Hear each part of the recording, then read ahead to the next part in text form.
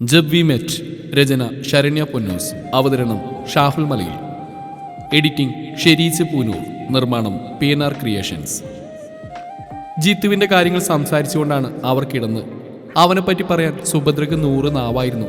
സ്വന്തം മകളേക്കാൾ പ്രിയം അവർക്ക് ജിത്തുവിനോടാണെന്ന് ഗൗരിക്ക് മനസ്സിലായി.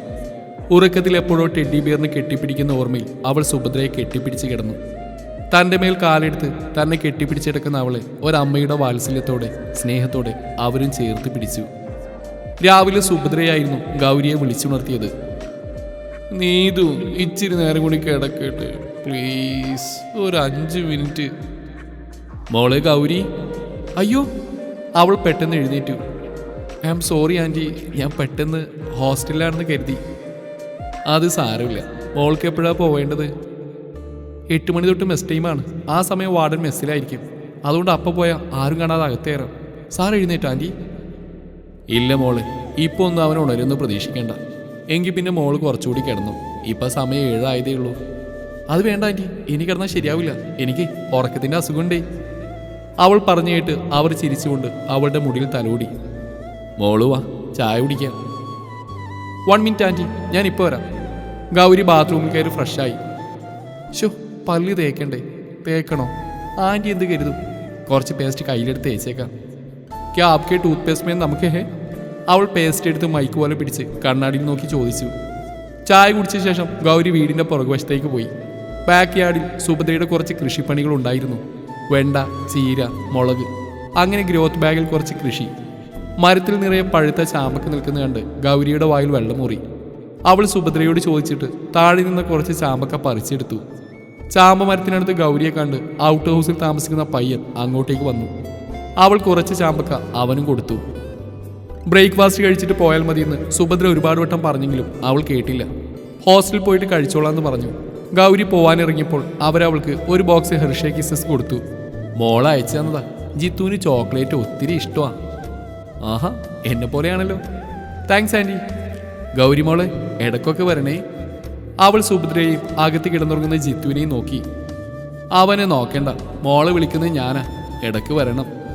സെക്യൂരിറ്റി അവളെ കാറിൽ സ്കൂട്ടർ പാർക്ക് ചെയ്തിരുന്ന സ്ഥലത്ത് ഡ്രോപ്പ് ചെയ്തു. ഹോസ്റ്റലിന് മുന്നിൽ ആരും ഇല്ലായിരുന്നുകൊണ്ട് ഗൗരിക്ക് അധികം ബുദ്ധിമുട്ടേണ്ടി വന്നില്ല. അവൾ വേഗം ഉള്ളിൽ കടന്ന് വണ്ടി പാർക്ക് ചെയ്തു. ഗൗരി റൂമിലെത്തുമ്പോൾ നീതു മെസ്സിൽ പോകാനുള്ള തയ്യാറെടുപ്പിലായിരുന്നു. ആഹാ, നീ വന്നോ? വന്നു. നീതാ ഈ കീ സന്ധി കൊടുക്ക്. ഞാൻ പെട്ടെന്ന് റെഡിയായി വരാം. എന്നിട്ട് ഒരുമിച്ച് താഴേക്ക് പോവാം.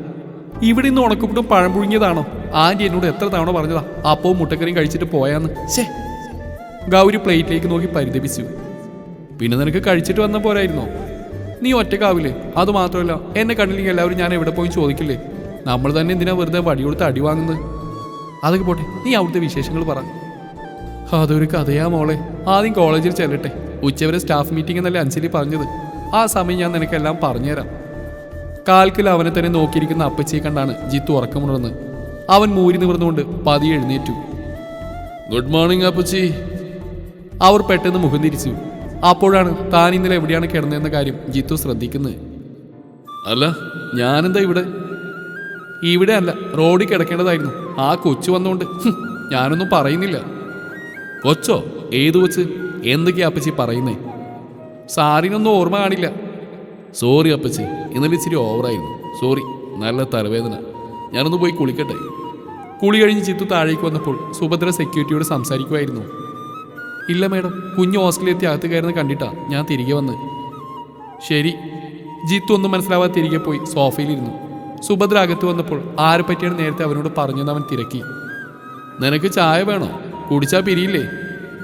അപ്പച്ചി സോറി, പറ്റിപ്പോയി. ഏത് കൊച്ചിൻ്റെ കാര്യമാണ് അപ്പച്ചി പറഞ്ഞത്? ഇപ്പം മോഹനങ്ങളും പറയുന്ന കേട്ടു. കുഞ്ഞ് ഹോസ്റ്റല്. എന്താ അപ്പച്ചി? ഞാൻ പറഞ്ഞത് ഗൗരിമോളെ കുറിച്ചാ. ഏത് ഗൗരിമോള്? നീ പറയാറില്ലേ ഒരു കിളി പോയ സാധനത്തിനെ പറ്റി? അവള് തന്നെ.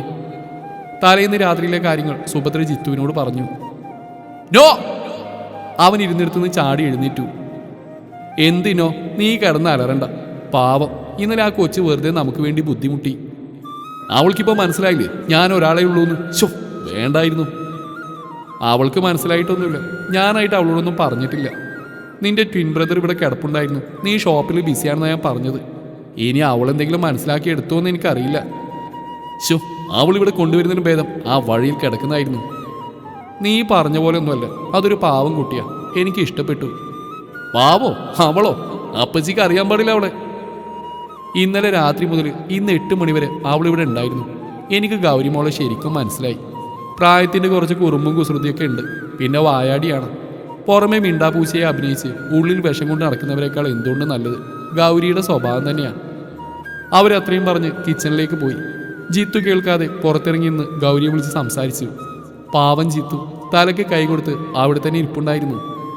എടി, അയാൾ നമ്മളെ പറ്റിച്ചതായിരുന്നല്ലേ, കള്ളൻ. ഇന്ന് സ്റ്റാഫ് മീറ്റിങ്ങിന് വരുമല്ലോ അയാൾ, എനിക്ക് 2 പറയാനുണ്ട്. വേണ്ടടി, അയാൾ പാവ. എന്താണ് മോളെ ഒരു സോഫ്റ്റ് കോർണർ? അതൊന്നും അല്ലടി, സാറിനെ പറ്റിയുള്ള കാര്യങ്ങളൊക്കെ അറിഞ്ഞപ്പോൾ എന്തോ. എന്നാലും എന്തൊരു ആക്ടിങ് ആയിരുന്നു, നമ്മളൊന്നും അറിഞ്ഞിട്ടില്ല. അയാൾ പറഞ്ഞ് വിശ്വസിച്ച് നടക്കുന്ന പാവം പിള്ളേര്. എന്നെ പറ്റിച്ചതിന് ആ കിത്തു സാറിന് തിരിച്ച് ഞാനൊരു പണി കൊടുക്കുന്നുണ്ട്.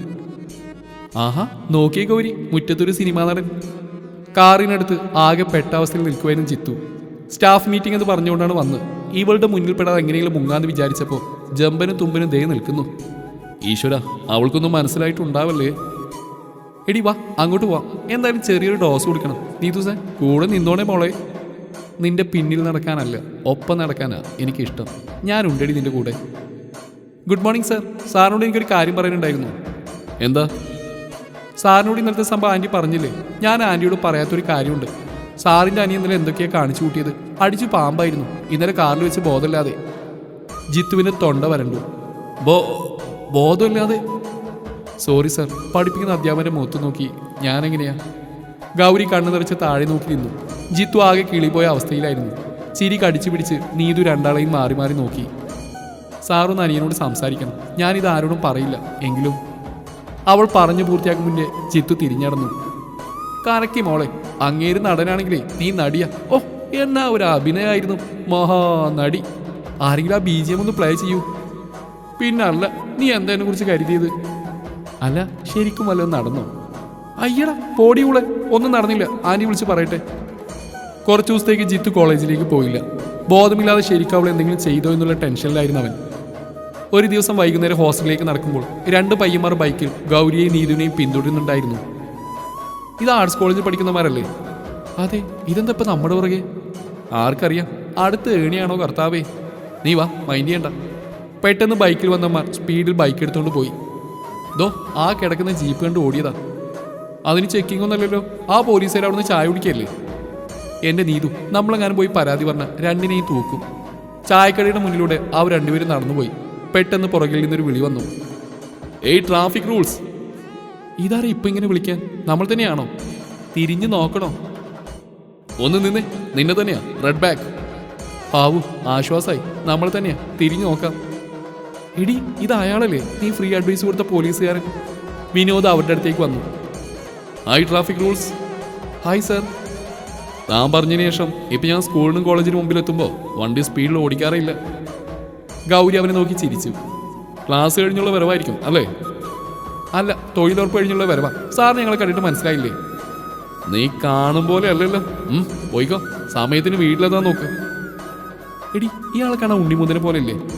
ഓ, ക്ലാസ്സിൽ പവൻ, റോഡിൽ ഉണ്ണിമുകുന്നൻ. നിനക്ക് എന്തിൻ്റെ കേടാ? ചുമ്മാ ഇവനെയും കൊതിപ്പിച്ച് കടന്നു കളഞ്ഞാലോ? വേണ്ട അല്ലേ, പോലീസ് നമുക്ക് പറഞ്ഞിട്ടുള്ള ഏരിയ അല്ല. വീട്ടിൽ നിന്നുള്ള ഫോൺ വന്നപ്പോൾ തൊട്ട് ഗൗരി ആകെ മൂഡ് ഓഫാണ്. എന്തു പറ്റി രമണ? വീട്ടിൽ നിന്ന് വിളിച്ചപ്പോൾ തൊട്ട് നീ എന്തോ കളഞ്ഞ ആരെയെ പോലെ ഇരിക്കുവാണല്ലോ. എന്തു പറ്റി? ഇനി എന്തു പറ്റാൻ? അമ്മ ജാതകം നോക്കിച്ചു. എനിക്കിപ്പോൾ നല്ല സമയം കല്യാണം നോക്കട്ടെ എന്ന് ചോദിക്കുക. വേണ്ടെന്ന് പറഞ്ഞാൽ പോരെ? പറഞ്ഞു, ഏതോ ഒരു നല്ല ആലോചന വന്നിട്ടുണ്ടെന്ന്. പയ്യനെ പറ്റി പൊക്കി അടിക്കുമായിരുന്നു. പേരൊഴികെ അവൻ്റെ ഹൈറ്റ്, വെയിറ്റ്, എല്ലാ കാര്യവും പറഞ്ഞു. എടി, ഇനി മറ്റേലവനാകുമോ ആകാശ്? അയ്യോ നീതു, നിന്നോടൊരു കാര്യം പറയാൻ ഞാൻ വിട്ടുപോയി. നമ്മുടെ ജിത്തു സാറിൻ്റെ കഥയിലെ എക്സ് നായികയല്ലേ, അവിടെ അച്ഛൻ്റെ പേര് ഹരിഹരൻ നമ്പ്യാരെന്നാ. അന്ന് ആകാശ് വേണ്ടി പഞ്ച് ഡയലോഗ് അടിച്ചപ്പോൾ പറഞ്ഞ പേരും ഇതല്ലേ. അയാളുടെ മോനാണ് ആകാശം തോന്നുന്നു. ഇനി അവനെങ്ങാനും ആവൂ വിവാഹാലോചനയായിട്ട് വീട്ടിൽ പോയത്. പക്ഷെ അമ്മ പറഞ്ഞു വെച്ച് ഇത് അവനാകാൻ ചാൻസ് കുറവാണ്. നീ ദീപുചേട്ടനൊന്ന് വിളിച്ചു പോയിക്ക്. എന്നിട്ട് ആരാണെങ്കിലും ശരി അങ്കിളിനോട് സംസാരിച്ച് ഇതെങ്ങനെയെങ്കിലും മുടക്കാൻ പറ. നിൽക്ക്, ഞാൻ ദീപുചേട്ടനെ വിളിക്കട്ടെ. ഗൗരി ഫോൺ വിളിക്കുന്ന സമയം നീതു കാര്യമായിട്ടുള്ള ആലോചനയിലായിരുന്നു.